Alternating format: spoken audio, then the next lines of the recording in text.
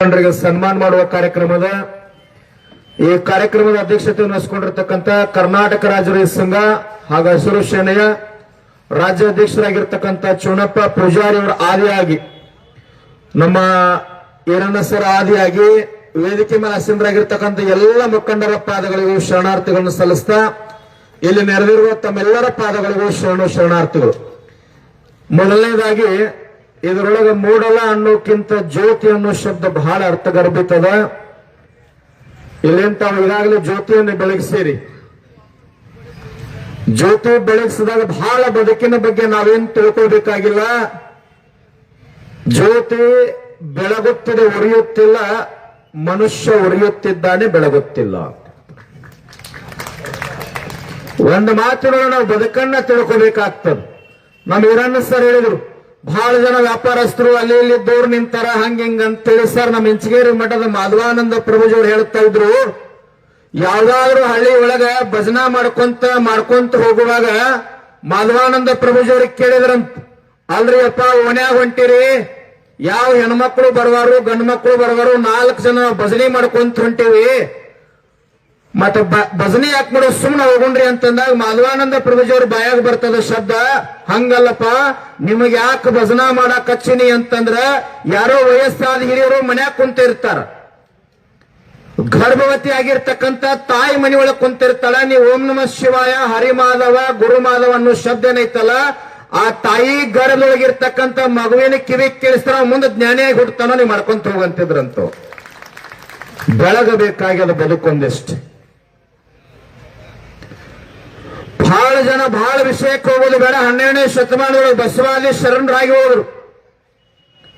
ಲಕ್ಷದ ಮೇಲೆ 96,000 ಶರಣರ ಕಲ್ಯಾಣದೊಳಗೆ ಯಾಕೆ ಸಮಾಗಮಗೊಂಡಿದ್ರು ಅಂತಂದ್ರ, ಈ ಕನ್ನಡ ನಾಡಿನೊಳಗೆ ಧರ್ಮ ಜಾತಿ ಮತ ಪಂಥ ಭೇದ, ದೊಡ್ಡವ ಸಣ್ಣವ ಮೇಲು ಕೀಳು, ನಾ ಹೆಚ್ಚು ನೀ ಹೆಚ್ಚು ಇದೆಲ್ಲ ಹೆಚ್ಚಾಗಿ ಹೋಗಿತ್ತು. ಅಂಧಕಾರ ಹೆಚ್ಚಾಗಿತ್ತು, ಅನಕ್ಷರತೆ ಹೆಚ್ಚಾಗಿತ್ತು, ಮಹಿಳಾ ಅಸಮಾನತೆ ಆಗಿತ್ತು. ಬಹಳ ಜನರನ್ನ ಜಾತಿ ಹೆಸರ ಮ್ಯಾಗ ಸಮಾಜದ ಪರದೆಯಿಂದ ದೂರ ತಳ್ತಾ ಇದ್ರು. ಅದೆಲ್ಲವನ್ನ ದೂರ ಸರಿಸಿ ಸಮಾನತೆಯನ್ನ ಸಾರುವ ಸಲುವಾಗಿ ನಡೆದಂತೆ ನುಡಿದಂತೆ ನಡೆದು ಸರ್ವ ಸಮತಾ ಸಮಾಜವನ್ನ ಕಟ್ಟುವ ಸಲುವಾಗಿ ನಾಡಿನಲ್ಲಿ ಹುಟ್ಟಿದಂತವ್ರು ಬಸವಾದಿ ಪ್ರಮಥರು ಹುಟ್ಟಿದ್ರು. ಅದಕ್ಕಾಗಿ ಇವತ್ತು ನೆನಪು ಮಾಡ್ಕೊಳಕತ್ತೀವಿ ನಾವೆಲ್ಲ. ಬಹಳ ವಿಷಯದ ಆಳಕ್ಕೆ ಹೋಗೋದಿಲ್ಲ, ನೇರವಾಗಿ ಹೇಳ್ತೀನಿ.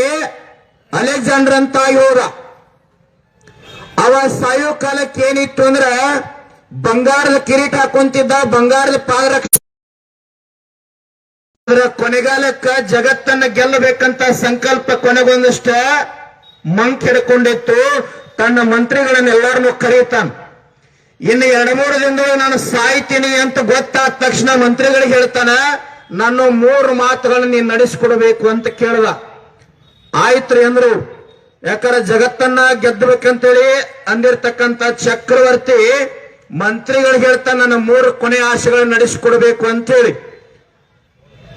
ಏನು ಮಾಡಬೇಕು ಅಂತಂದ್ರ, ನಾಳೆ ನಾನು ಸತ್ತಾಗ ನನ್ನ ಹೆಣವನ್ನ ಪೆಟ್ಟಿಗೆ ಒಳಗೆ ಹಾಕ್ತಿರಲ್ಲ, ಅದರೊಳಗೆ 2 ರಂಧ್ರಗಳನ್ನು ತೆಗೆದು 2 ಕೈಗಳನ್ನು ಹೊರಗ ಚಾಸ್ರಿ ಅಂತ ಹೇಳ್ದ. 2ನೇ ಹೇಳ್ದ, ನನ್ನ ಹೆಣವನ್ನ ಒಯ್ಯುವಂತ 2 ದಾರಿ ಐತಲ್ಲ, ದಾರಿ ಮಧ್ಯದೊಳಗ 2 ಎಡಕ್ಕ ಬಲಕ್ಕ ಇಷ್ಟು ವರ್ಷ ನಾ ಬಂಗಾರ ಬೆಳ್ಳಿ ಏನು ಗೆದ್ದೀನಿ ಅದನ್ನ ಎಡಕ್ಕ ಬಲಕ್ಕ ಹಾಕಿಡ್ಬೇಕು, ಅದ್ರ ಮಧ್ಯದೊಳಗೆ ನಾನು ಹೆಣ ಒಯ್ಬೇಕು ಅಂದವ. 3ನೇದೊಂದಿತ್ತು, ಏನಿತ್ತು ಅಂದ್ರ, ಈ ಜಗತ್ತಿನೊಳಗೆ ಎಷ್ಟೆಷ್ಟು ದೊಡ್ಡ ಜನ ಡಾಕ್ಟರ್ ಅದಾರಲ್ಲ ಅವ್ರೆಲ್ಲರೂ ನಾನು ಹೆಣದ ಪೆಟ್ಟಿಗೆ ಸುತ್ತ ಹಾಕ್ತಿರ್ಬೇಕ, ಸಮಾಧಿ ತನಕ ಹೋಗತಕ್ಕ ಅಂದವ. ಅವಾಗ ಮಂತ್ರಿಗಳಂತಾರ, ಎಂತ ಹುಚ್ಚ ಆಸೆ ಅದರಿ ಅಂದಾಗ ಅಲೆಕ್ಸಾಂಡರ್ ಹೇಳ್ತಾನ, ಇದ್ರೊಳಗೆ ಬಹಳ ಸತ್ಯ ಅರ್ಥದ ತಿಳ್ಕೋರಿ ಎಂದವ ಅಲೆಕ್ಸಾಂಡ್ರ. ಯಾಕೆ ಹೆಣದ ಪೆಟ್ಟಿಗೆ ಒಳಗೆ ರಂಧ್ರ ಕೊಡದು 2 ಕೈ ಖಾಲಿ ಬಿಡಂದೇನೆ ಅಂತಂದ್ರ, ಅಲೆಕ್ಸಾಂಡರ್ ಅಂತವ ಈ ಜಗತ್ತಿನೊಳಗೆ ಹುಟ್ಟಿದ, ಜಗತ್ತನ್ನ ಗೆದ್ದ, ಲಕ್ಷ ಸೈನಿಕರನ್ನ ಸಂಘಟನೆ ಮಾಡಿದ, ಬಂಗಾರದ ಕಿರೀಟ ಹಾಕೊಂಡ, ಬಂಗಾರದ ಕುರ್ಚಿ ಮ್ಯಾಗ ಕುಂತ, ಅದ್ರ ಹೋಗುವಾಗ ಸೂಜಿ ಮಣಿ ಸಹಿತ ಒಯ್ಲಿಲ್ಲ, ಖಾಲಿ ಕೈಲಿ ಹೊಂಟಾನಂತ ಜಗತ್ತಿಗೆ ಗೊತ್ತಾಗ್ಲಿ ಅಂತ ಹೇಳಿದ್ದವ. 2ನೇದಾಗಿ ನಾನು ಹೆಣ ಹೋಗುವಾಗ ಎರಡೂ ಕಡೆ ಯಾಕೆ ಬಂಗಾರ ಪ್ರದರ್ಶನಕ್ಕೀಡ ಅಂತಂದಿನಿ ಅಂದ್ರ ಇಷ್ಟೆಲ್ಲಾ ಬಂಗಾರ ಗೆದ್ದರು ಸಹಿತ ಅಲೆಕ್ಸಾಂಡರ್ ಒಯ್ಲಿಲ್ಲ, ಇಲ್ಲೇ ಬಿಟ್ಟು ಹೊಂಟಾನಂತೇಳಿ ನಮ್ಮ ಜನಕ್ಕೆ ಗೊತ್ತಾಗ್ಲಿ ಅಂತ ಅಲ್ಲಿ ಪ್ರದರ್ಶನಕ್ಕೀಡಂದಿನಂದ. ಇದು ಆಯ್ತ್ರಿ, ಓಕೆ. ಆದ್ರ ಡಾಕ್ಟರ್ ಯಾಕೆ ನಾನು ಹೆಣದ ಸುತ್ತ ಹಾಕ್ಬೇಕ್ರಿ ಅಂತಂದವ ಮಂತ್ರಿ. ಅವಾಗ ಅಲೆಕ್ಸಾಂಡರ್ ಹೇಳ್ತಾನ, ಹಂಗಲ್ರಿ, ಜಗತ್ತಿನ ಎಷ್ಟೇ ದೊಡ್ಡ ಡಾಕ್ಟರ್ ಆದ್ರೂ ಡಾಕ್ಟರ್ ಯಾವ ಹುಟ್ಟಿಲ್ಲ ಅಂತ ಜಗತ್ತಿಗೆ ಗೊತ್ತಾಗ್ಲಿ ಅಂತ ಅದಕ್ಕೆ ಡಾಕ್ಟರ್ ಸುತ್ತಾಕತ್ತೀನಿ ಅಂತ. ನಿಂಗಪ್ಪಣ್ಣ ಅರ್ಥ ಆಯ್ತು? ಹಾ, ಯಾವುದೂ ಶಾಶ್ವತ ಅಲ್ಲ. 84 ಲಕ್ಷ ಜೀವ ಯೋನಿ ಒಳಗೆ ಸುತ್ತ ಹಾಕಿ ಹಾಕಿ ಹಾಕಿ ನಾವು ನೀವೆಲ್ಲ ಕೊನೆಗೆ ಮಾನವ ಜನ್ಮಕ್ಕೆ ಬಂದೇವೆ. ಆಯುಷ್ಯ 10 100 ನಿದ್ರೆಗೆ ಹೋಗ್ಯಾವ 50, ಪ್ರಾಯಕ್ಕೆ 20, ಪ್ರಾಯದಲ್ಲಿ ಮಾಡಿದ ಗಾಯಕ್ಕೆ 30 ಅಂತ ಹೇಳ್ತಾರೆ. ಆಯುಷ್ಯ ವ್ಯರ್ಥ ಆಗಿ ಹೋಗ್ಯದ. ನಾವೆಲ್ಲ 70, 80 ವರ್ಷ, 60 ವರ್ಷ, 50 ವರ್ಷ ಕೊನೆ ಘಟ್ಟಕ್ಕೂ ಬಂದಿವಿ, ಇನ್ನು ಯುವಕರಿದ್ದೀವಿ. ಯಾವಾಗ ಹೋಗ್ತದೆ ಗೊತ್ತಿಲ್ಲ. ನಮ್ಮ ಬದುಕು ಹೆಂಗಾಗಬೇಕಂತಂದ್ರ ಇವತ್ತು ನಾಡಿ ನೋಡು, ಜಗತ್ತಿಗೆ ಅನ್ನ ಹಾಕಿರ್ತಕ್ಕಂಥ ಅನ್ನದಾತ ರೈತ, ಅವನ್ ನೆನೆಸ್ನ ಊಟ ಮಾಡಬೇಕು.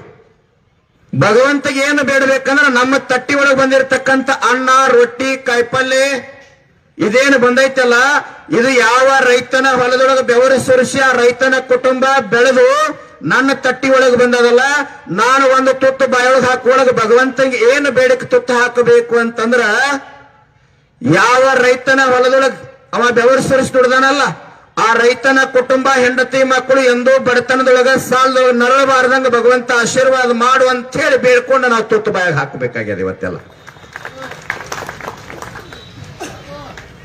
ಒಕ್ಕಟ್ಟಿನೊಳಗೆ ಬಲ ಅದ ಅಂತ ಹೇಳ್ತಾರ. ಸಮಾಜಕ್ಕಾಗಿ ಬಂದೇವಿ, ಬದುಕನ್ನು ಕಟ್ಟುವ ಸಲುವಾಗಿ ಬಂದೇವಿ, ಅದನ್ನು ನಾವು ಕಾರ್ಯ ಮಾಡಬೇಕಾಗಿದೆ. ಯಾವುದೂ ಕೂಡ ಶಾಶ್ವತ ಅಲ್ಲ. ಒಂದು ಮಾತು ಹೇಳ್ತೀನಿ, ಇವತ್ತು ಇಂಚಗೇರಿ ಮಠದ ಗುರುಗಳಂತ ನಮ್ಮನ್ನು ಕರೆಸಿರಿ, ಚುನಪ್ಪ ಪೂಜಾರಿ ಅವರು ನಮ್ಮನ್ನು ಇಲ್ಲಿ ಈರಣ್ಣವ್ರದಾರ. ಅವ್ರು ಬಹಳ ದೊಡ್ಡ ಮನೆ ಕಟ್ಟ್ಯಾರ ಅಂತ ತಿಳ್ಕೊರಿ ಮೂಡಲಿಗೆ ಒಳಗೆ.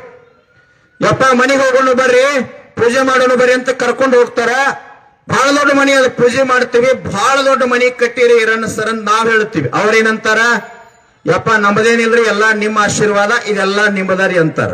ಅಂತೀರಿಲ್ರಿ ಮತ್ತ? ಹಾ, ಮತ್ತ ಹಂಗಂದಾರ ಬಾ ಅಂತೇಳಿ ತಗೋರಿ ಪೆನ್ ಪೇಪರ್ ಹಂಗಾರ ಸಹಿ ಮಾಡಂದ್ರ ಕರ್ಸಾರಣ ಮತ್ತೊಮ್ಮೆ ಅವ್ರು. ಹೆಂಗ್ರಿ ಗುರುಗಳ ಗಾಡಿಯಲ್ಲಿ ಹೆಚ್ಚಿರ ಅಂತ ಕೇಳ್ತಾರ ಅವ್ರು. ಹಾ, ಅತಿಥಿಯಾಗಿ ಬಂದೇವಿ, ಅತಿಥಿಯಾಗಿ ಇರ್ಬೇಕು, ಅತಿಥಿಯಾಗಿ ಹೋಗ್ಬೇಕು. ಬಹಳ ಜನ ಬಂದಾರ ಈ ಜಗತ್ತಿನೊಳಗೆ.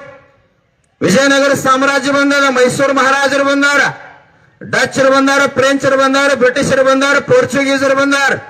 ಇಡೀ ಭಾರತ ನಂದಂದಾರ, ಎಲ್ಲ ಕೊಳ್ಳೆ ಹೊಡೆದಾರ, ಎಲ್ಲಾ ನಂದಂದು ಎಲ್ಲಾ ತುಂಬಿಕೊಂಡು ಚೀಲ ಕಟ್ಕೊಂಡು ಹೋಗ್ಯಾರ. ಆದ್ರ ಭಾರತದ ಸಂತ ಮಹಾತ್ಮರ ಪಾದಕ್ಕೆ ಶರಣಾಗಿ ಹೋಗ್ಯಾರ. ಅವರು ಯಾವುದೂ ಶಾಶ್ವತ ಅಲ್ಲ.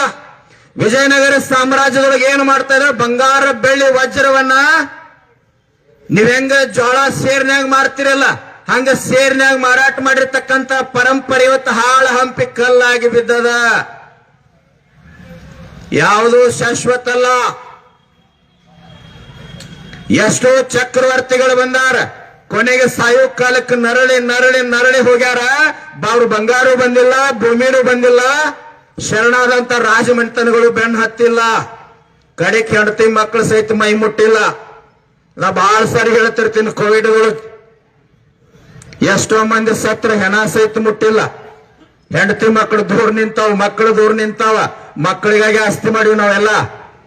ಯಾಕ್ರಿ ಗುರುಗಳು, ಚಿಕ್ಕಮಟ್ಟ ಗುರುಗಳು ನಗಬೇಡ್ರಿ, ಹಂಗೈತ್ ಬದುಕು. ಯಾವುದು ಶಾಶ್ವತ ಅಲ್ಲ, ಬಹಳ ಸತ್ಯವಾಗಿರ್ತಕ್ಕಂಥದ್ದು. ನಮ್ಮ ಒಂದು ಸಂಕಲ್ಪ ಏನು ಅಂತಂದ್ರ, ಒಂದು ಕಾಲಜ್ಞಾನ ಬಹಳ ಸಲ ಹೇಳ್ತಿರ್ತೀನಿ, ಇನ್ನೊಂದು ಹೇಳ್ಬಿಡ್ತೀನಿ. ಒಂದು ಕಾಲಜ್ಞಾನ, ಬುದ್ಧಿವಂತರು ಮಕ್ಕಳಿರ, ಭೂಮಿ ಎದ್ದೆದ್ದು ಬಡದಿತ್ತು ಮಕ್ಕಳಿರ, ಹದ್ದು ಕಾಗಿ ಹರ್ಕೊಂಡು ತಿನ್ನುವ ದಿನಮಾನಗಳು ಬರ್ತಾವ ಬಲು ಎಚ್ಚರ, ರೊಕ್ಕದ ಗಡಿಗೆ ಹೊತ್ತೊಯ್ಯುವಾಗ ಬಿಕಿ ಬಿಕಿ ಎತ್ತಿರೋ ಮಕ್ಕಳಿರ ಅಂತ ಕಾಲಜ್ಞಾನ ಹೇಳ್ತದ. ಉಳುವೆ ಚನ್ನಬಸವಣ್ಣವ್ರು ಒಂದು ಕಡೆ ಹೇಳ್ತಾರ, ಉಳವಿಯ ಚೆನ್ನನು ಕಲಿಯುಗದೊಳಗೆ ಹುಟ್ಟಿ ಬರುವಾಗ ಜೊಳ್ಳ ಜೊಟ್ಟೆಲ್ಲ ಹಾರಿ ಹೋಗಿ ಗಟ್ಟಿ ಕಾಳಷ್ಟ ಉಳಿತಾವಂತ ಹೇಳಣ. ಕೋವಿಡ್ದೊಳಗೂ ಏನೂ ಆಗಲಾರ್ದ ನಾವು ನೀವೆಲ್ಲ ಜೀವಂತ ಅದೀವಿ ಅಂದ್ರ ಇಂಚಗೇರಿ ಸಂಪ್ರದಾಯ ಗುರುಗಳ ಆಶೀರ್ವಾದದಿಂದ, ಹುಬ್ಬಳ್ಳಿ ಸಿದ್ಧಾರೂಢರು ಯಲ್ಲಾಲಿಂಗರ ಆಶೀರ್ವಾದದಿಂದ ನಾವೆಲ್ಲ ಗಟ್ಟಿ ಕಾಳದೀವಿ.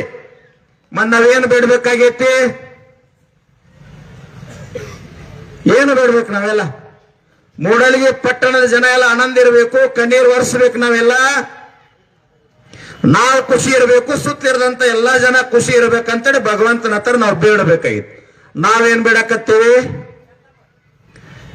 ಮಾನ್ಯ ಗುಲ್ಬರ್ಗಾ ಜಿಲ್ಲೆ ಅಫಜಲ್ಪುರ್ ತಾಲೂಕ್ ಗತ್ತರ್ಗಿ ಅಂತ ಒಂದು ದೇವಸ್ಥಾನ ಅದ, ಗತ್ತರ್ಗಿ ಅಂತೇಳಿ. ಆ ದೇವಿಗೆ ಒಂದ್ ತಾಯಿ ಹುಂಡಿ ಒಳಗೆ ಬರದ್ ಹಾಕ್ಯಾಳ 50 ರೂಪಾಯಿ ನೋಟಿನ ಮ್ಯಾಗ.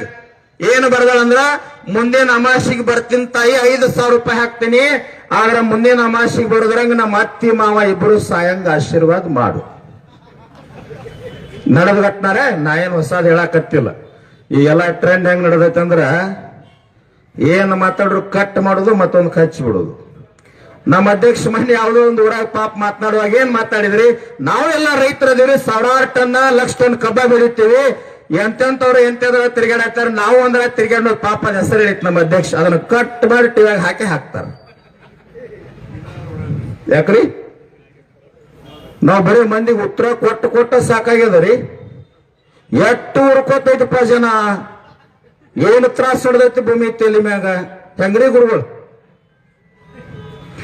ಎಂತ ಹುಬ್ಬಳ್ಳಿ ಸಿದ್ಧಾರೂಢ ಅಜ್ಜಗ ಸಾವು ತಪ್ಪಿಲ್ಲ, ಶರೀರಕ್ಕೆ ಸಾವು ಐತೆ. ಇದು ಅತನಿ ಶಿವಗಳು ಬಿಟ್ಟಿಲ್ಲ, ಇಂಚಗೇರಿ ಮಾಧವಾನಂದರಿಗೆ ಬಿಟ್ಟಿಲ್ಲ, ಮುಗಳು ಕೊಡದ ಎಲ್ಲಾ ಲಿಂಗರಿಗೆ ಬಿಟ್ಟಿಲ್ಲ. ನವಲೂನ ನಾಗಲಿಂಗಪ್ಪ, ಗರಗದ ಮಡಿವಾಳಪ್ಪ, ಶಿಶ್ನಾಳ್ ಶರೀಫ್ ಅಜ್ಜ, ಹುರ್ಕಾಡ್ಲಿ ಅಜ್ಜ, ಲಡ್ಡು ಮತ್ತೆ ಎಂತೆಂತವ್ರು ಎದ್ದೋಗ್ಯಾರ ಶರೀರ ಬಿಟ್ಟು. ನಾ ಯಾವ ಲೆಕ್ಕ? ಒಂದಿನ ಹೋಗುದು. ಒಮ್ಮೆ ಏನಾಗಿತ್ತು, ಬಹಳ ದೊಡ್ಡ ರಾಜ ಇದ್ದು ಸ್ಪರ್ಧೆ ಇಟ್ಟಿದ್ದ. ಸ್ಪರ್ಧೆ ಯಾರ್ಯಾರಿಗೆ ಇಟ್ಟಿದ್ದಂದ್ರ, ಬಂಗಾರದ ಕಡ್ಗ ನನ್ನ ಕುರ್ಚಿನ ಬಿಟ್ಟು ಕೊಡ್ತೀನಿ, ಒಂದು ಕತ್ತಿಗೆ ಮತ್ತು ನಾಯಿಗೆ ಸ್ಪರ್ಧೆ ಇಟ್ಟಿದ್ದವು. ಮೂಡಲಿಗೆ ಹೊರಗಾಸಿ ಗುರ್ಲಾಪುರ ಕ್ರಾಸ್ ಹಾಕಿ ಹಿಂಗ್ ರೌಂಡ್ ಹಾಕಿ ಸರ್ಕಲ್ ಮ್ಯಾಗ ಇಲ್ಲಿ ಹೊಳ್ಳಿ ಬರ್ಬೇಕ. ಬಂದ್ ಯಾರು ಕುರ್ಚಿ ಮ್ಯಾಗ ಕುಂಡಿರ್ತೀರಿ, ಬಂಗಾರದ ಕುರ್ಚಿ ನನ್ನ ಮಣಿತ ರಾಜ ಮಣಿತಾನ ಎಲ್ಲ ನಿನಗಂದು. ರಾಜಾಗೂ ವಿಶ್ವಾಸ ಇತ್ತು, ನಾಯಿನ ಮೊದಲು ಓಡಿ ಬರ್ತದ ಅಂತ ಹೇಳಿ. ಕಟ್ಟಿ ಒಲ್ಲೆ ಅಂತದ, ನಾಯಿ ಸ್ಪೀಡ್ ಬರ್ತದ್ರಿ ನಾವ್ ಅಲ್ಲೆ ಅಂತ. ತಿಳಿದಿಲ್ಲ ಬೆನ್ನ ಸ್ಪರ್ಧೆ ಮಾಡಂದಾಗ ಎರಡೂ ಹೋದು.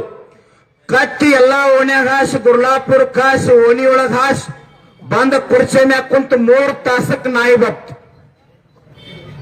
ಅಧ್ಯಕ್ಷರ, ಇದರ ಬಹಳ ಅರ್ಥ ಐತೆ, ಕೇಳ್ಕೊರಿ ಸರ್. ಅವಾಗ ರಾಜ ಅಂದ, ಅಲ್ಲಪ್ಪ ನೀನ ಮೊದಲು ಬರ್ತಿ ಅಂತೇಳಿ ಬಹಳ ಖುಷಿ ಪಟ್ಟು ನಾ ಸ್ಪರ್ಧೆ ಇಟ್ಟಿನಿ, ಕಟ್ಟಿ ಕುರ್ಚಿ ಬಿಟ್ಟು ಕೊಡುವಂಗ ಆತಲ್ಲ ಅಂದವ. ಅವಾಗ ನಾಯಿ ಅತ್ತ, ಹಂಗಲ್ರಿ ಮಹಾರಾಜ್ರ, ಕಟ್ಟಿ ಓಣ್ಯಾಗ ಹೋದ್ರ ಅದಕ್ಕ ಯಾರು ಅಡ್ಡಾಗಂಗಿಲ್ಲ, ಹಂಗ ಹಿಂಗಾಶ್ ಬಂದ್ ಬಿಟ್ರಿ. ನಾವೊಂದು ಓಣ್ಯಾಗ ಹೋದ ಕೂಡಲೇ 8 ಮಂದಿ ನಮ್ಮ ಸಂಬಂಧಿಕರು ನನ್ನ ಕಡೆ ಯಾಕೆ ಬಂದ್ರಿ ಏನು ಐತಿಲ್ರಿ? ಪಾಂಡವಣ್ಣ, ಗೋಪಾಲಣ್ಣ ಕರೆಕ್ಟ್ ಐತಿಲ್ಲ? ಹಾ, ಇದು ಓಣ್ಯಾಗ ಹೋದ ಕೂಡಲೇ ಮತ್ತೆ ಅವ್ರ ಸಂಬಂಧಿಕರು ಎಲ್ಲಾ ನಾಯಿಗಳು ಸುಟ್ಲಾಕಿ ಅದನ್ನ ಕಡಿ. ನಮ್ಮ ಓಣ್ಯಾಗ ಯಾಕೆ ಮತ್ತೆ ಅದು ಕಡಿಯೋದು ನಾಯಿ? ಅದಕ್ಕೆ ಹಂಗಲ್ಲ, ನಮ್ದು ಹಂಗಾಗೈತ್ರಿ. ಏನನ್ನರ ಗುರ್ಲಾಪುರದಾಗ ಹೋರಾಟ ಮಾಡೀವಿ, ನಾವು ಮಾಡಿಲ್ಲ, ನಾವು ಬಿಲ್ಲು ಒಪ್ಕೊಂಡಿಲ್ಲ. ನಾವು ಹೋರಾಟ ಮಾಡಿವಿ, ಕುಂತೀವಿ. ನೀವೆಲ್ಲ ಮೂಡಲಗಿ ಪಟ್ಟಣದ ಏನು ವ್ಯಾಪಾರಸ್ಥರದಿರಲ್ಲ, ನೀವೆಲ್ಲ ಅಂಗಡಿ ಬಂದ್ ಮಾಡಿ, ನೀವೆಲ್ಲ ಪಟ್ಟಿ ಹಾಕಿ ಅನ್ನ ಕೊಟ್ಟು ರೊಟ್ಟಿ ಕೊಟ್ಟು ನೀವು ಬೆಂಬಲ ಕೊಟ್ಟು ಅದನ್ನ ಗೆಲ್ಸಿರಿ ಅಂತೇಳಿ ನಿಮ್ ಪಾದಕ್ಕೆ ಬಂದು ನಮಸ್ಕಾರ ಹೇಳಿ ಧನ್ಯವಾದ ಹೇಳಕ್ ನಿಮ್ ಊರಿಗೆ ಬಂದೀವಿ ನಾವು. ಇಡೀ ಮೂಡಲಗಿ ಪಟ್ಟಣ ಬಂದ್ ಮಾಡಿ ಬೆಂಬಲ ಕೊಟ್ಟಿರಿ. ಇಡೀ ಕರ್ನಾಟಕದ ನೀವು ಹೆಚ್ಚು ಬೆಂಬಲ ಕೊಟ್ಟವ್ರು, ವಕೀಲರು ಕೊಟ್ಟಿರಿ, ವಿದ್ಯಾರ್ಥಿಗಳು ಕೊಟ್ಟಿರಿ, ಎಲ್ಲಾ ಸ್ಕೂಲ್ ಬಂದು ವ್ಯಾಪಾರ ಬಂದ್ ಮಾಡಿ ನೀವು ಒಗ್ಗಟ್ಟಿನಿಂದ ಧರ್ಮಾತೀತ ಪಕ್ಷಾತೀತವಾಗಿ ಬೆಂಬಲ ಕೊಟ್ಟಿರಲ್ಲ, ನಿಮ್ ಪಾದಕ್ಕೆ ಬಿದ್ದು ನಾವೆಲ್ಲರೂ ಧನ್ಯವಾದ ಹೇಳಿಕ್ ಮೂಡಲಿಗೆ ಬಂದೀವಿ. ಇವತ್ತು ನಮಗ್ ಸಾರ್ಥಕ ಆಯ್ತು ಹೋರಾಟ. ನಾವ ಶ್ರೀಶೈಲಣ್ಣ 300 ರೂಪಾಯಿ ಒಪ್ಪೇ ಇಲ್ಲ. ನಾವ ಯಾರೋ ಟಿವಿಯಾಗ ಬತ್ತು ಗುಲಾಲ್ ಹಚ್ಕೊಂಡ್ರು ನಮ್ಮನ್ನ ಎತ್ತಿಡಿದ್ರು, ಅಂದ್ರೆ ನೀವು ಒಪ್ಕೊಂಡಿದ್ ನಮ್ದೇನೈತೆ ಅಲ್ಲಿ. ನಾವೇನ್ ತಹಸೀಲ್ದಾರ್ ಆಫೀಸ್ಗೆ ಹೋಗಿಲ್ಲ, MLA ಹತ್ತಿಕ್ ಹೋಗಿಲ್ಲ, JDP ಹತ್ತಿಕ್ ಹೋಗಿಲ್ಲ, DC ಆಫೀಸ್ಗೆ ಹೋಗಿಲ್ಲ, ಮುಖ್ಯಮಂತ್ರಿ ಹತ್ತಿಕ್ ಹೋಗಿಲ್ಲ. ಟ್ರ್ಯಾಕ್ಟರ್ ಡಬ್ಬೆ ಗುರ್ಲಾಪುರದಾಗ ಸರ್ಕಾರ ಬಂದದ, ಅಲ್ಲೇ ಒಪ್ಕೊಂಡಾರ ಜನ. ನಾವೇನು ಒಪ್ಕೊಂಡಿಲ್ಲ. ಹೋರಾಟ ನಾವು ಮಾಡಿಲ್ಲ, ನೀವು ಮಾಡಿರಿ. ನೀವು ಊಟ ಹಾಕಿರಿ, ಅಲ್ಲಿ ಡಬ್ಬಿ ಮ್ಯಾಗ ನಾವು ಕೂತೀವಿ ಅಷ್ಟೇ. ನಾ ಅಂದ್ರ ಉಳಿಯಂಗಿಲ್ಲ ಅಂತ ಹೇಳ್ತಾರೆ. ನೀವೆಲ್ಲ ಇದ್ದಾಗ ನಾವು ಹೆಂಗ್ರಿ ಇರನ್ ಸರ್, ಎಷ್ಟು ಮಂದಿ ಉಟ್ಕೊಂಡಾರ ನಮ್ಮ ಸಂಬಂಧಿಕರೀಗ. ಚೋಣಪ್ಪ ಏನ್ರಿ ಮಾತಾಡ್ಬೇಕು ಚಲೋನ, ಒಟ್ಟ ಚಲೋನ, ತ್ರಾಸ ಆಗತ್ತದ್ರಿ. ಹೌದ್ರಿ, ಪ್ರೀತಿ ಹೆಚ್ಚಾಗಿ ಹೌದ್ರಿ. ಮತ್ ಸಂಬಂಧಿಕರು ಬಾಡಲ್ಲ, ಓಣ್ಯಾಗ ದಾಟಿ ಬರೋದು ಬೇರೆ ಅದ. ಸಂಬಂಧಿಕರು ಹೆಚ್ಚಿದ್ರನ್ನ ಬಿಡಕ್ ಸಾಧ್ಯ. ಶ್ರೀಶೈಲನ ಅರ್ಥ ಐತ್ರ ಇದರ ತಿಳ್ಕೊರ್. ಹಾ, ಬಾಳ್ ಮಾತಾಡಂಗಿಲ್ಲ, ಮೊದಲ ಕಟ್ ಮಾಡಿ ಹೊಂಟಾವು ಕಾರ್ಯಕ್ರಮ. ನಮ್ಮ ಬಾಳದ ಅಸಂಖ್ಯ ಹೋಗೋವನಿಗೆ ಕ್ಷಮೆ ಇರಲಿ. ಕೊನೆ ಒಂದು ಮಾತು ನಾನು ಮಾತು ಮುಗಿಸ್ತೀನಿ. ಇಬ್ಬರು ಜನ ಅಣ್ಣ ತಮ್ಮ ಇದ್ರು. ಈ ತಮ್ಮ ಗಾಡಿ ಬರ್ತಾನಿಲ್ಲ? ಹಾ, ನಡೀತಾವ ಗಾಡಿ ಬರುತ್ತಕ್ಕ. ಹಾ, ಇಬ್ಬರು ಜನ ಅಣ್ಣ ತಮ್ಮ ಇದ್ರು. 100 ಎಕರೆ ಹೊಲ ಇತ್ತವ್ರು. 50 ಎಕರೆ ಊರಾಗ ಹಿರಿಯರು ಪಾಲ ಮಾಡಿ ಕೊಟ್ರು. ಸಮಾಧಾನ ಇಲ್ಲ, ಸೀಮಿ ಜಗಳ. ಮುಂಜಾನೆ ಇವು ಹೊಲಕ್ಕೆ ಹೋದಾಗ ಹಣ್ಣು ಬಂದಿಲ್ಲ ಅಂತ ಸೀಮಿಕಲ್ ಆ ಕಡೆ ಒದಿತಿದ್ದ. ತಮ್ಮ ಮನೆಗೆ ಬಂದಾಗ ಹಣ್ಣು ಹೋಗಿದ್ದ, ಸೀಮಿಕಲ್ ಈ ಕಡೆ ಒದಿತಿದ್ದವ. 50 ಎಕರೆ ಬಂದೈತೆ, ಅದ ಖುಷಿ ಇಲ್ಲ. ಸೀಮ್ಯಾಗಿಂದ ಅರ್ಧ ಬರ್ಲಿತ್ತಿದ್ರು ಇಬ್ರು. ಕಲ್ ಹಿಂಗ 6 ತಿಂಗಳು ಹೋದ್ರು ಕಲ್ ಹತ್ತಿತ್ತದ. ಒದಿರಿ ಎಷ್ಟು ಒದಿತೀರಿ ಒದಿರಿ, ನಾಳೆ ನೀವು ಇಬ್ರು ಸತ್ತಾಗ ನಿಮ್ಮ ಗೋರಿ ಮ್ಯಾಗ ಗುಡ್ಡದ ಕಲ್ಲಾಗಿ ನಾನು ಹಾಕೊಂಡಿರ್ತೀನಿ ಅಂತಿತ್ತು. ಎಷ್ಟು ಕಲ್ಲು ಹೋಗ್ಯಾವ್ರಿ. ಕಲ್ಲಿಗೆ ನೀರು ಹಾಕಿ ಕಾಯಿ ಹೊಡೆದ ಆ ಕಲ್ಲು ತೆಗದಾರ. ಈಗ ಮ್ಯಾಕ್ ಕಬ್ಬ ಹಚ್ಚಾಕತ್ತಾರ, ಇನ್ನೊಂದು ಕ್ವಿಂಟಲ್ ಅದಿತ್ತು ಅಂತ ಹೇಳಿ. ಯಾಕ್ರಿ, ಎಲ್ಲಾನು ಹೋಗ್ತದ ಒಂದಿನ. ನಾ ಹೇಳೋದ್ರೊಳಗೆ ಯಾಕೆ ವಿನಂತಿ ಮಾಡ್ಕೊಳಕತ್ತೀನಿ ಅಂದ್ರೆ, ಎಷ್ಟೋ ಮಂದಿ ಬಂದಾರ, ಎಷ್ಟೋ ಮಂದಿ ಹೋಗ್ಯಾರ, ಇನ್ ಎಷ್ಟೋ ಮಂದಿ ಬರ್ತದ, ಎಷ್ಟೋ ಮಂದಿ ಹೋಗ್ತದ. ಭಗವಂತ ನಮಗೊಂದು ಆವಿಷ್ಯ ಕೊಟ್ಟಾನ, ಒಂದು ಪಾತ್ರ ಕೊಟ್ಟಾನ. ಯಾವ ಪಾತ್ರ ಕೊಟ್ಟಾನಂದ್ರೆ, ಇಷ್ಟೆಲ್ಲಾ ರೋಗದೊಳಗೂ ಬದುಕಿ ಉಳಿದಿವಿ ಅಂತಂದ್ರ ಸಾಧು ಸಂತರ ಸೇವಾ, ರೈತರ ಸೇವಾ, ಸೈನಿಕರ ಸೇವಾ, ಬಿದ್ದಂತವ್ರ ಸೇವಾ, ದೀನ ದಲಿತರ ಸೇವಾ ಮಾಡೋ ಸಲ ಉಳಿಸ್ಯಾನ. ಇದು ಅದಕ್ಕ ಸಾರ್ಥಕ ಆಗಬೇಕು. ಡಬ್ಬ್ಯಾಗ ಬಂಗಾರ ತುಂಬೋದಾಗಬಾರ್ದು. ಬಂಗಾರ ಕೆಳಗ ನಾವು ಹೋಗ್ತೀವಿ, ಉಳಿಯೋದಿಲ್ಲ. ಬದುಕು ಬಹಳ ಸರಳ, ಅದ್ರೊಳಗ ನಾವು ಹೋಗ್ಬೇಕು. ಕಟ್ಟಬೇಕು. ಎಂತ ಸಾಮ್ರಾಜ್ಯ ಕಟ್ಟಬೇಕಂತಂದ್ರ ನಾವು ಅಡಿಕೆ ಹೋದ್ರು 1000 ವರ್ಷ ನೆನೆಸುವಂತ ಸಾಮ್ರಾಜ್ಯ ಕಟ್ಟಬೇಕು. ಅದನ್ನ ಅಂಬೇಡ್ಕರ್ ಕಟ್ಟಿದ್ರು, ಸಂಗೊಳ್ಳಿ ರಾಯಣ್ಣ ಕಟ್ಟಿದ್ದ, ಬಸವಣ್ಣ ಕಟ್ಟಿದ್ದ, ಡಾಕ್ಟರ್ BR ಅಂಬೇಡ್ಕರ್. ಸ್ವತಂತ್ರ ಹೋರಾಟದೊಳಗ 47 ಜನ ಹೋರಾಟಗಾರ ಕಟಕಟಿ ಒಳಗೆ ನಿಂತಿದ್ರು. ಡಾಕ್ಟರ್ BR ಅಂಬೇಡ್ಕರ್ ವಾದ ಮಾಡ್ತಾ ಇದ್ರು. ಮಧ್ಯಾಹ್ನ 1 ಗಂಟೆ ಸಮಯಕ್ಕೆ ಒಂದು ಚೀಟಿ ಬಂದು ಕೊಡ್ತಾರ. ಅದನ್ನ ನೋಡಿ ಓದಿ ಮತ್ತೆ ಚೀಟಿ ಜೇಬಿನೊಳಗೆ ಇಟ್ಕೊಂಡು ವಾದ ಮಾಡ್ಲಿಕ್ಕೆ ಪ್ರಾರಂಭ ಮಾಡ್ತಾರ. 2:15 ಊಟಕ್ಕೆ ಬಿಟ್ಟಾಗ ಬ್ರಿಟಿಷ್ ಜಡ್ಜ್ ಕೇಳ್ತಾನೆ, ಸರ್ ನಿಮ್ಗೊಂದು ಚೀಟಿ ಬಂತಲ್ಲ, ಅದ್ರೊಳಗೆ ಏನಿತ್ತು ಅಂತಂದಾಗ ಡಾಕ್ಟರ್ BR ಅಂಬೇಡ್ಕರ್ ಹೇಳ್ತಾರೆ, ಸರ್ ನನ್ನ ಧರ್ಮ ಪತ್ನಿ ತೀರಿ ಹೋದ್ರು, ಅದು ಚೀಟಿ ಬಂತು, ಓದಿ ಮತ್ತೆ ಜೇಬಿನೊಳಗೆ ಇಟ್ಕೊಂಡು ವಾದ ಮಾಡ್ತಾ ಇದ್ದೆ ಸರ್ ಅಂತ ಹೇಳಿದ್ರು. ಅವಾಗ ಬ್ರಿಟಿಷ್ ನ್ಯಾಯವಾದಿ ಕೇಳ್ತಾನೆ, ಸರ್ ನನ್ನ ಧರ್ಮ ಪತ್ನಿ ತೀರಿದ ಸುದ್ದಿ ನನಗೆ ಬಂದಿತ್ತಂದ್ರ ಕೋರ್ಟ್ ವಾದ ಮಾಡೋದನ್ನು ಬಿಟ್ಟು ನಾನು ಮನೆಗೆ ಹೋಗ್ತಾ ಇದ್ದೆ, ಮತ್ ನೀವ್ಯಾಕೆ ವಾದ ಮಾಡ್ತಾ ಇದ್ದೀರಿ ಅಂತಂದಾಗ ಡಾಕ್ಟರ್ BR ಅಂಬೇಡ್ಕರ್ ಹೇಳ್ತಾರೆ, ಸರ್ ನನ್ನ ಹೆಂಡತಿ ತೀರಿ ಹೋಗ್ಯಾಳ, ನಾ ಮನೆಗೆ ಹೋದ್ರು ವಾಪಸ್ ಬರಂಗಿಲ್ಲ, ಆದ್ರೆ ನಾ ಯಾಕೆ ವಾಪಸ್ ವಾದ ಮಾಡಕತ್ತೀನಿ ಅಂತಂದ್ರ, ಸ್ವತಂತ್ರ ಹೋರಾಟದೊಳಗೆ ಗಟ್ಟಿಯಾಗಿ ಕೆಚ್ಚದೆಯಿಂದ ಹೋರಾಟ ಮಾಡಿ ಸ್ವತಂತ್ರ ಕೊಡಿಸಿರ್ತಕ್ಕಂತ ಹೋರಾಟಗಾರರು 47 ಜನ ಕಟಕಟಿ ಒಳಗೆ ನಿಂತಾರ. ನಾವು ವಾದ ಮಾಡ್ಲಿಲ್ಲ ಅಂದ್ರೆ ಗಲ್ಲಿಗೆ ಹೋಗ್ತಾರ, ಸರ್ ಬಿಡಿಸ್ಬೇಕು, ಅದಕ್ಕೆ ವಾದ ಮಾಡ್ತಾ ಇದ್ದೀನಿ ಅಂತ ಹೇಳಿದ್ರು. ಅಂಬೇಡ್ಕರ್ ಶಿಕ್ಷಣ, ಅಂಬೇಡ್ಕರ್ ಗಟ್ಟಿತನ, ಹೋರಾಟ ಈ ಸಮಾಜಕ್ಕಾಗಿತ್ತು. ಸಂಗೊಳ್ಳಿ ರಾಯಣ್ಣ ಯಾಕೆ ನಂದಗಡದೊಳಗೆ ಗಲ್ಲಿಗೆ ಏರ್ಸು ಅಂತ ಹೇಳ್ದ? ಚೆನ್ನಮ್ಮನ ಸಂಸ್ಥಾನವನ್ನು ಉಳಿಸುವ ಸಲುವಾಗಿ, ಹೋರಾಟ ಮಾಡುವ ಸಲುವಾಗಿ ಹಳ್ಳಿ ಹೋಗಿ ಕಾಳು ಕಡಿ ಸಂಗ್ರಹ ಮಾಡ್ತಾ ಇದ್ದ. ನಂದಗಡದೊಳಗೆ ಹೋಗುವಾಗ ಒಬ್ಬ ತಾಯಿ ತುಂಬಿದ ಕೊಡ ಹೊತ್ಕೊಂಡು ಬರ್ತಾ ಇದ್ರು. ರಾಯಣ್ಣನನ್ನು ನೋಡಿ ಕೊರಳೋಗಿರ್ತಕ್ಕಂಥ ಬಂಗಾರದ ಮಂಗಲ್ಯ ಸರವನ್ನ ಹರಿದು ರಾಯಣ್ಣನ ಕೈಯೊಳಗೆ ಇಟ್ಟು ಬಿಡ್ತಾಳೆ ತಾಯಿ. ಅವಾಗ ರಾಯಣ್ಣ ಅಂತಾನ, ತಾಯಿ ಮಂಗಲ್ಯ ಸರ ಕಿತ್ತು ಕೊಟ್ಟಿ ಅಂದ್ರೆ ನಿನ್ನ ಸುಮಂಗಲಿ ಹೋಗ್ತದೆ ಅಂತಂದಾಗ ಆ ತಾಯಿ ಹೇಳ್ತಾಳ, ರಾಯಣ್ಣ ನಾನು ಮನೆಗೆ ಹೋಗಿ ಗಂಡನ ಕಡೆಯಿಂದ ಅರಿಶಿನ ಬೇರ್ ಕಟ್ಕೊಂತೀನಿ, ಆದ್ರೆ ನಿನ್ನ ಕೈಯೊಳಗೆ ಬಂಗಾರದ ಸರ ಯಾಕೆ ಕೊಟ್ನಿ ಅಂತಂದ್ರ, ಇದನ್ನ ಮಾರಿ ಕಾಳು ಕಡಿ ತಗೋ, ಸ್ವತಂತ್ರ ಹೋರಾಟದೊಳಗೆ ಭಾಗವಹಿಸಿರ್ತಕ್ಕಂಥ ಹೋರಾಟಗಾರಿಗೆ ಅನ್ನ ಆಗ್ತದ, ಶಕ್ತಿ ಆಗ್ತದ, ಮಾಂಗಲ್ಯ ಸರ ವ್ಯರ್ಥ ಆಗೋದಿಲ್ಲ ರಾಯಣ್ಣ. ಇದನ್ನ ನಿನ್ನ ಕೈಯೊಳಗೆ ಕೊಟ್ಟಿವಿ ಅಂತಂದ್ರ ಇಡೀ ಕಿತ್ತೂರು ನಾಡಿನ ಹೆಣ್ಮಕ್ಳೆಲ್ಲ ಸುಮಂಗಲಿ ಆಗಿರ್ತಾರ ರಾಯಣ್ಣ, ತಗೋ ಅಂತ ಹೇಳಿ ಕೊಟ್ಬಿಟ್ರು. ಅದಕ್ಕಾಗಿ ನಂದಗಡದೊಳಗೆ ನನ್ನ ಗಲ್ಲಿಗೇರಿಸ್ರಿ ಅಂತ ರಾಯಣ್ಣ ಹೇಳ್ತಾರೆ. ಇನ್ನ 1000 ವರ್ಷ ಆಗ್ಲಿ, ಲಕ್ಷ ವರ್ಷ ಆಗ್ಲಿ ರಾಯನ್ ನೆನೆಸ್ತಾರ, ಬಸವನ್ ನೆನೆಸ್ತಾರ, ಬುದ್ಧನನ್ನು ನೆನೆಸ್ತಾರ, ಕೊಂಡೆ ಮಂಚನನ್ನ ಮರಿತಾರ. ಸಿದ್ಧಾರೂಢರಿಗೆ ಯಾರೋ ಒಬ್ರು ವಿಷಯ ಹಾಕಿದ್ರ ಶ್ರೀಶೈಲನ್ನ, ಶಾರದಮ್ಮ ಅಂತೇಳಿ 2 ಬಂಗಾರದ ಬಳಿ 4 ಎಕರೆ ಆಸ್ತಿಗಾಗಿ. 2ನೇ ಸಾರಿ ವಿಷ ಹಾಕಕ್ ಬಂದಾಗ ಸಿದ್ಧಾರೂಢರು ಹೇಳಿದ್ರಂತ, ತಾಯಿ ನಿನ್ನೆ ಪಾಯಸದೊಳಗೆ ವಿಷ ಹಾಕಿ ಕೊಟ್ಟಿಯಲ್ಲ, ಬಹಳ ಕಾರ್ಕೋಟಕೈತು, ಮೈಯೆಲ್ಲ ಉರಿತು ಬೇರೆ ರಾತ್ರಿ, ಒಂದಿಷ್ಟು ಕಡಿಮೆ ಹಾಕಿ ಕೊಡ್ಬೇಕಿಲ್ಲ ಅಂತಂದಾಗ ಶಾರದಮ್ಮ ಅಂದಳು, ನನ್ನ ಸಿದ್ಧಾರೂಢರಿಗೆ ಗೊತ್ತಾಗ್ಯದ ಅವ್ರ ಭಕ್ತರೆಲ್ಲ ಹೊಡೆದ್ ಸಾಯಿಸ್ತಾರ ಅಂತಂದಾಗ ಸಿದ್ಧಾರೂಢರು ಅಂದ್ರಂತ, ತಾಯಿ ನಿನಗೆ ಯಾರು ಏನು ಮಾಡಂಗಿಲ್ಲ, ಯಾರಿಗೆ ಹೇಳಂಗಿಲ್ಲ, ನಿನಗ ಆಶೀರ್ವಾದ ಐತೆ ಅಂತ ಹೇಳಿದ್ರು.